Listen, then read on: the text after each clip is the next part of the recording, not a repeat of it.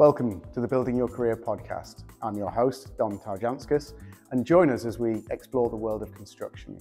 Each episode, we welcome a guest that shares career highlights and career advice, and hopefully inspires the next generation of construction professionals.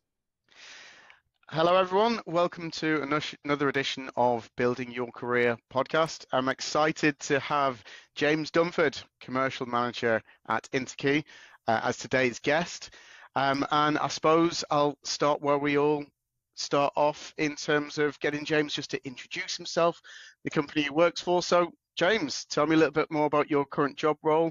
Tell me a little bit more about the company that you work for. Hi, Don. Yeah, thanks for that. As I said, my name is James Dunford. Hello, everyone. I currently work as a quantity surveyor, commercial manager for Parkserve Limited. And we're quite a small company. We predominantly work down on the Olympic Park in London. Our main role down here is under a framework agreement, which is like a maintenance contract, doing building fabrics, civils works, some M&E stuff. Currently, my focus has been on a HVM project, which is hostile vehicle mitigation, and we'll be responsible for procuring and installing and designing, actually, various HVM strategies in and around the park to create a sort of safe ring for pedestrians to walk around when it's all closed off. Now, this is using 50-mile-an-hour rated bollards and gates and a sliding bollard array as well. And that's it really at the moment. So thanks very much, James, for explaining all that. Can you, for some of the people new to the industry, just kind of briefly explain what a framework agreement is and why that's kind of beneficial for companies? Yeah, so the framework agreement is, when we originally tendered it, we were asked to price up various scenarios that the client could see as being up and coming in terms of maintaining the assets on the park. So a lot of it is to do with resurfacing, but then you think we've got the London Aquatic Centre down here, we've got the handball arena, there's the Orbit, and they all fall, or the risk of these things falling to dilapidation if they're not maintained on a regular basis. And that's where we come in, basically.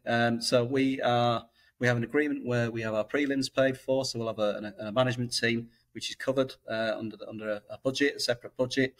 And then it's really down to the client to come to us and say, we need this doing, we need that doing, be it, I don't know, a lot of resurfacing works or painting works, or it could be anything. It could be a broken seat or something like that.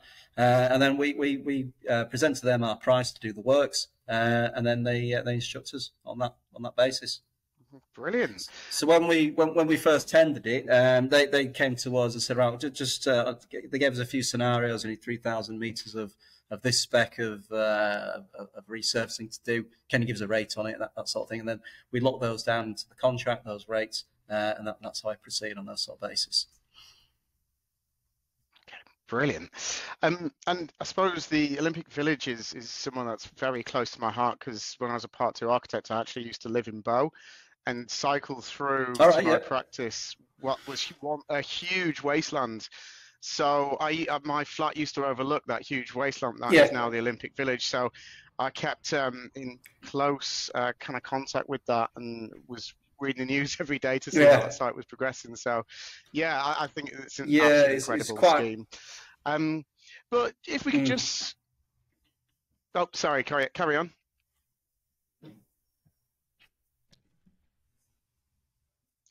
Yeah, so if we could just move back to the kind of start of your career then. So what inspired you to kind of get a career in construction, and what inspired you to kind of start off, and where did you start off as well?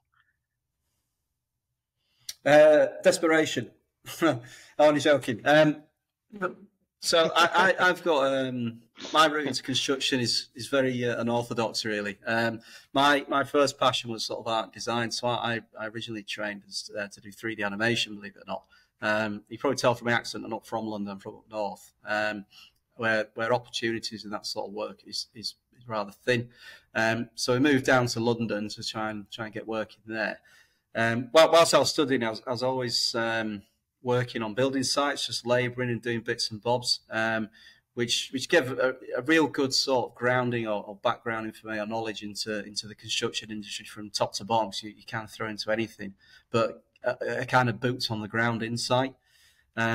So it was, although I was doing art and design, construction was sort of my dirty secret, if you like. I was kind of doing that as a separate life or a different life.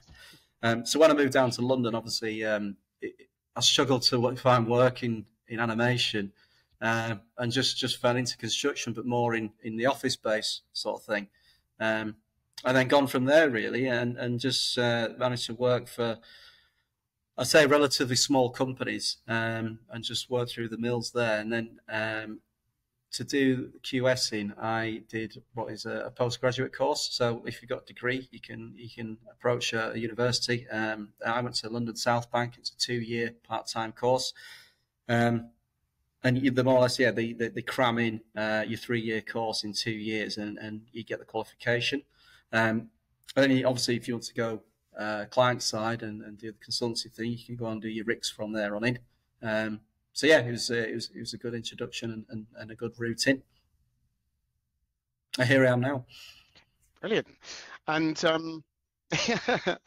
never look back. And it's funny how your background is completely different, because some people just naturally fall into the industry and then they didn't expect themselves. And that is not just particularly the younger generation as well. There's lots of people that I know at kind of site manager level who's decided to have a change of career, and then maybe like 35, I thought 40 years old, and decided to have a change of career. So that's, what we're trying to do on this podcast is just, regardless of what level you're at, if you're just starting out, then, we want to be there to give you the advice, really.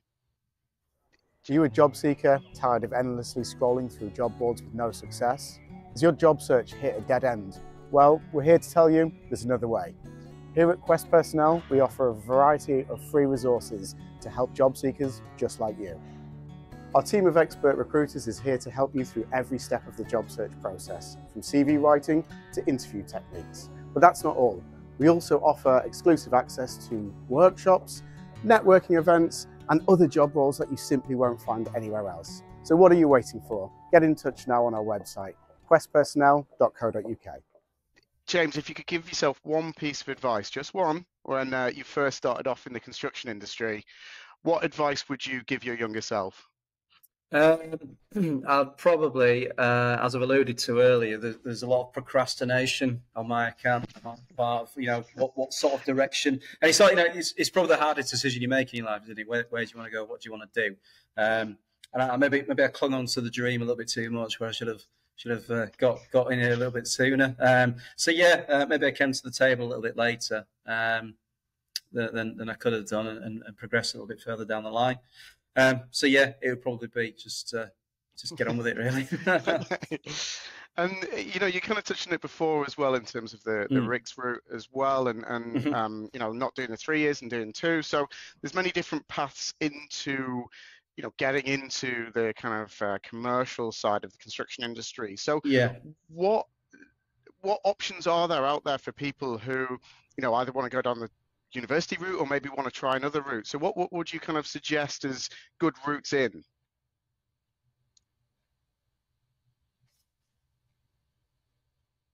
It probably depends on the kind of person you are and what you want to do. Now, I mentioned I sort of started right from the ground up, with from the boots in the trenches, doing digging and things like that. And particularly when you're in QS, you tend to get a lot of criticism that you don't know what you're talking about. You don't get out there. You're just a pen pusher, or you're office based. And if you can push back and say, I do have that sort of background knowledge. I have worked on the site and stuff. You tend to get more respect from people. Particularly because you've got that knowledge of that background experience. Yeah, it certainly helps you in an argument when people are trying to pull the wool over your eyes. Yeah. So I would always recommend, I would always advocate people to try and get out on site, or try and see how things get put up and see how things get built. Obviously, I think in commercial and QS, the university route is very useful, because you need that formal training, things like the law, how contracts work. They'll give you all that, and also the resources. I know I said I went to South Bank University. The library resources are worth the fee in themselves, because you just got access to all that information that, you know, if your company doesn't subscribe to these websites, like things like the RICS websites, that sort of thing, it costs you a lot of money to get access. So yeah, I mean, definitely the university route certainly helped me.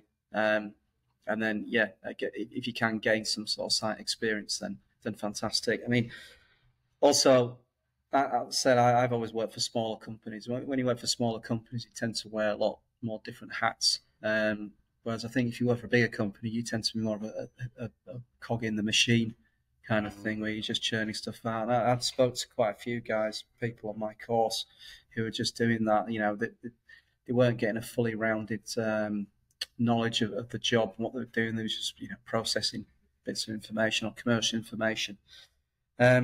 So I think, you know, it certainly helped me working for a smaller crowd. You know, you get more involved with the design and the actual construction that's going on there outside, rather than just being stuck in the office. Yeah, definitely. And that bit of advice about get site experience, you know, I was the same as you. I quickly realised when I was studying architecture at university that I didn't really know. I could draw it on a piece of paper, but I just did not know how that was in real life. So how physically, I just got a part-time job as a labourer, worked weekends, and I learned more in a couple of weeks as a labourer than I did in a couple of months, you know, at university. So I completely agree with you, and do fully recommend to get that site experience. I mean, you'll talk to builders, or you'll talk to trades, and you'll see what they sort of respond to, or react to, or what their gripes are. Particularly, you know, as an architect, so there'll be design things people look and go, how the hell am I supposed to build that? And then obviously it's where you get queries and delays coming from. So James, as I said, you know, with a report recently by the Building Institute saying that we need 250,000 more people in construction by 2027 just to have the construction industry sustain itself. What kind of things could you recommend? And this is more to our senior management listeners, that either they can do as individuals or as a company to help both attract and retain young talent coming into the industry, or people looking for a career change. I think it's important for employers to nurture people in the correct way when they come in. And particularly, you know, I found that there's a lot of pressure when you first get into this kind of work, particularly when you're pricing things up, to get it wrong, and where you need that support and that additional knowledge for people to look over and say, well, you know, don't worry if you make a mistake. There's always going to be that safety net. Somebody's going to be checking over it. I think that is critical, really, because it is. I won't lie to you. It is quite a high pressure job. There's a lot of stress involved in it. Which comes from just when you're unsure about something.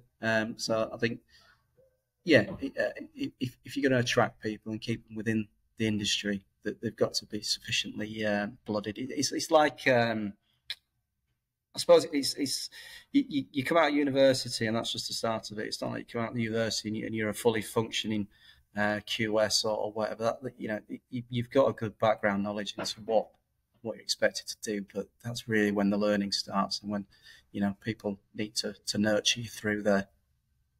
Brilliant. Well, James, it's been an absolute pleasure. There's some thank you very much. Really good advice there, and some really tangible advice that people can implement from day one, really. So thank you very much for being a guest, and we'll catch up soon. Pleasure. Thank you for joining us on the Building Your Career podcast. We hope you enjoyed hearing from our guest and learning about the different career paths available. Don't forget to like, comment and subscribe so we can reach even more listeners. And if anyone wants any free CV advice or simply wants to know the options available to them, don't hesitate to get in touch.